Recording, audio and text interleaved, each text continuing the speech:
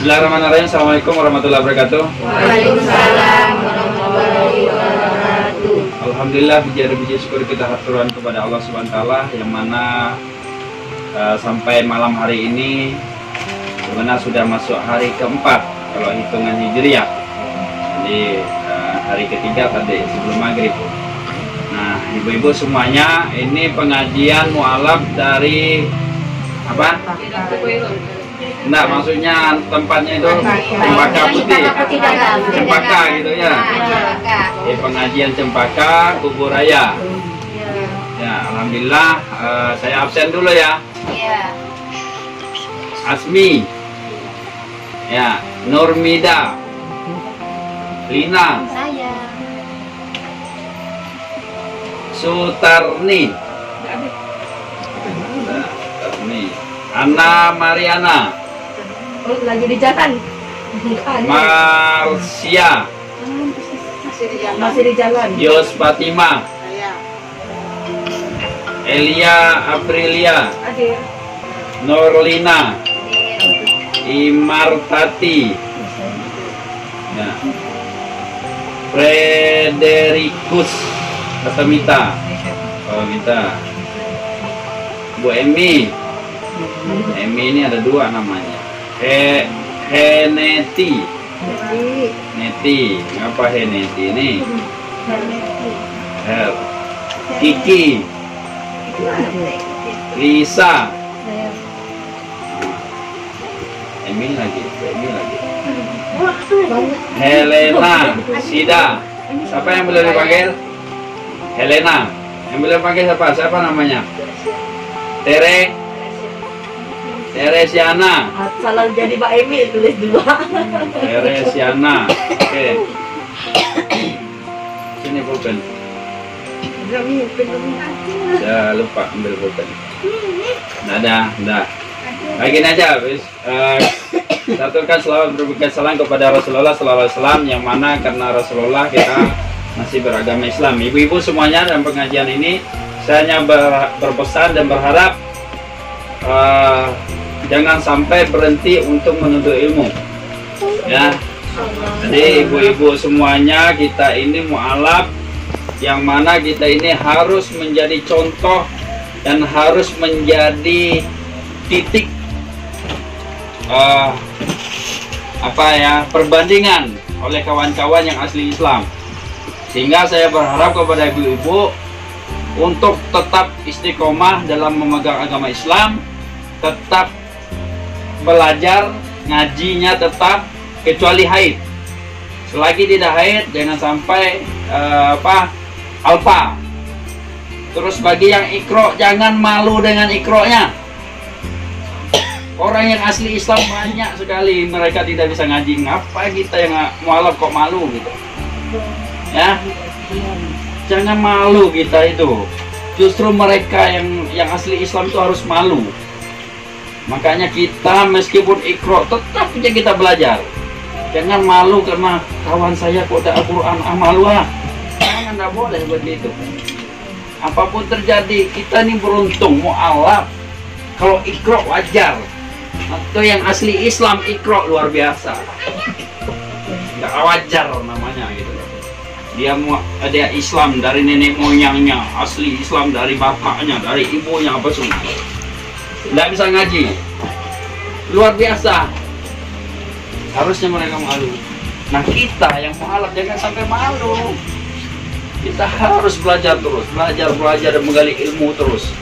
Jangan bosan-bosan. Ya, saya tahu gitu kan. Jadi jangan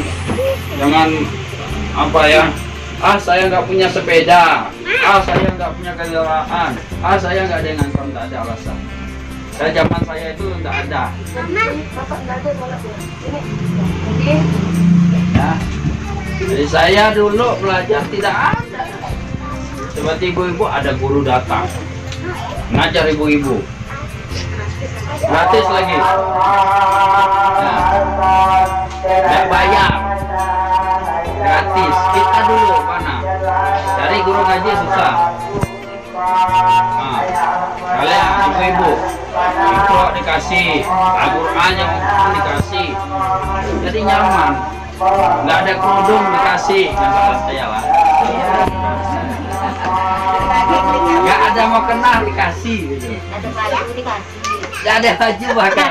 Itu nggak biasa. Ada baju sendiri. Nyaman loh ibu-ibu itu. Jadi saya bilang tidak ada alasan kalau ibu-ibu itu alasannya itu nggak punya motor, nggak punya sepeda, nggak bisa nggak berangkat ngaji, nggak ada alasan. Tidak ada alasan. Orang kayak saya dulu nggak ada kok. Saya nggak ada guru ngaji, belajar Iqra dari lembaran terakhir Iqra 1 pakai bahasa Indonesia, bayangkan. Jadi Udah, kita tanya jadi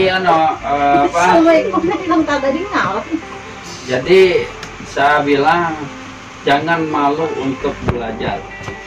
Tak usah malu, tua bagaimanapun tak usah malu, tak perlu. Karena kita harus bikin malu orang yang asli Islam yang nggak bisa ngaji, itu aja.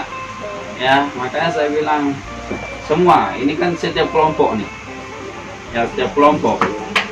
Kalau dulu satu kelompok wajib di Mujahidin, sekarang sudah saya kasih kesempatan setiap daerah silakan membentuk pengajian-pengajian. Sekarang setiap kecamatan sudah ada yang bentuk 3, bentuk 4.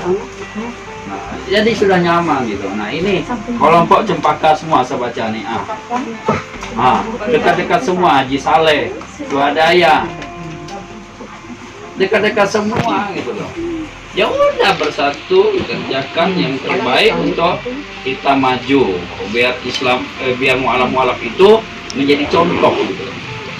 Kita tuh jadikan contoh dan orang-orang yang asli Islam tuh justru banyak yang belajar sama kita. Kok mualaf kok bisa seperti ini, kok kami nggak bisa. Nah itu pahalanya besar ibu-ibu. Kalau ibu-ibu ini bisa ngaji kemudian menjadi referensi untuk orang yang asli Islam. Saya ini asli Islam, tidak bisa ngaji.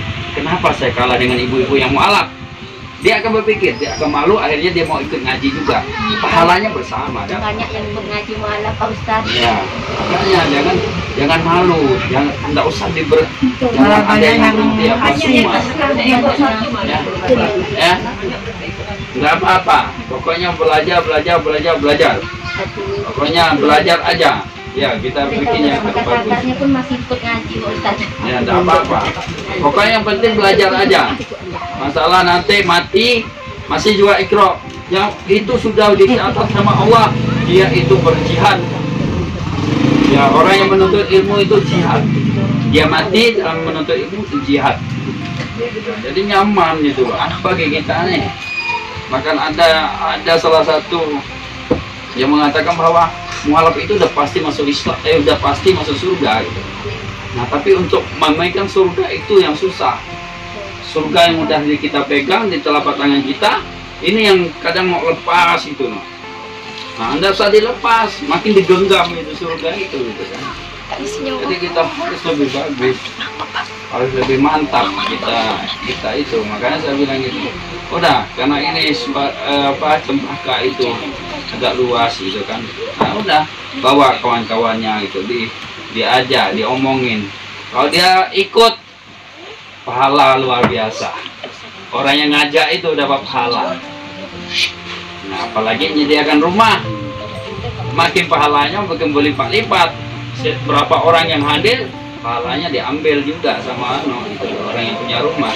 Makanya kalau bisa, Bu Emi, boleh nggak minggu depan di rumah saya? Bagus kayak gitu.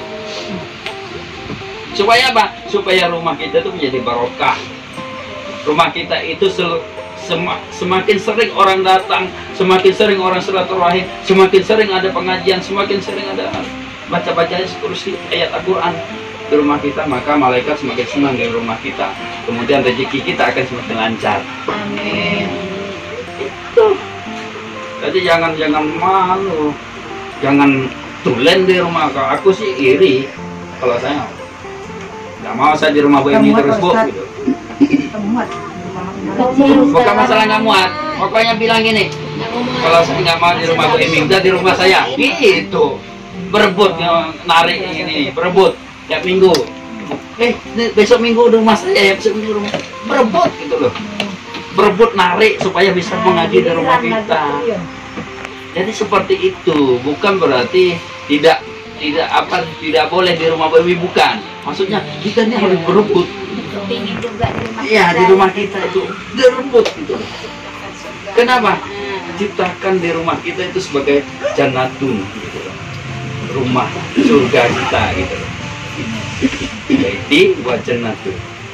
Rumahku, surgaku. Jadi harus kita ambil gitu.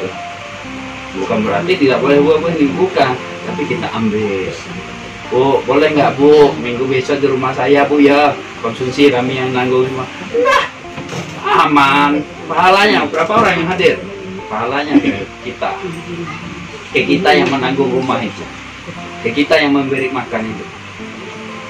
Pahala ibu tetap, tapi pahala ibu kembali ke saya. Pahala ibu tetap, ibu yang menyediakan rumah, tetap ibu ini tidak berkurang pahalanya ibu. Tapi saya juga dapat pahala dari ibu. Sama 100%.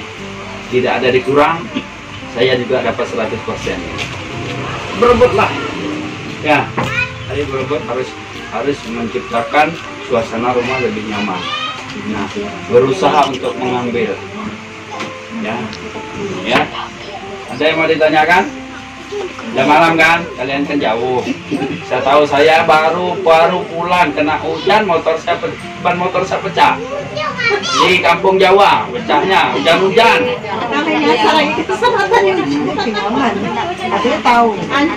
Saya dari kampung Jawa, saya pulang habis nyembelih sapi 1, kambing 2 di Benua, di bawah bukit Benua, Gunung Benua itu ada kampung namanya Dusun Benua. Dusun Benua. Jadi di sana nyembelih 1 sapi 2 kambing. Habis nyembelih saya langsung pulang. Ternyata saya kena hujan di jalan. Habis itu ban motor saya pecah. Akhirnya. Ya, sampai ke kampung Jawa itu baru dapat 4 bengkel. Karena ban motor saya kan besar. Tidak ada semua bengkel punya. Nah, jadi baru nyampe juga saya di sana itu. Mereka alhamdulillah ya, 73 kakak mualafnya. Ya. Jadi mualafnya 73 kakak di Benua itu. Di Dusun Benua, kecamatan Telok Bakong. Ya, tapi dia itu Dusun Benua, Desa Benua, Kecamatan Telok Bakong. Nah, jadi setelah ini, pokoknya tidak jauh dari gunung. Gunung mana tuh? Gunung beli apa tuh? Beli durian, beli tengkuyung, beli rembong tuh tempat singgah. Itu 73 kakak itu malam di situ. Nah, jadi sembelih di situ. Jadi ibu-ibu ini bersyukur masih di dekat pasar, nggak punya duit, nggak punya lauk, masih bisa beli situ. Ya, ada duit, beli situ dekat pasar kan. Mereka kan jauh lagi, cari meeting ya sama kebong, tengkuyung. Nah, aku tadi pulang tuh, nengok dia juga. Kasihan nengok gak laku-laku. Paksa saya beli tuh. Pulang padahal sini ada lauk. Belilah satu kuyung yang saya beli, rebungnya beli gitu. Pikir saya kasihan juga kok nggak dibeli. Udah beli aja. Masalah nanti mau dimakan nggak dimakan.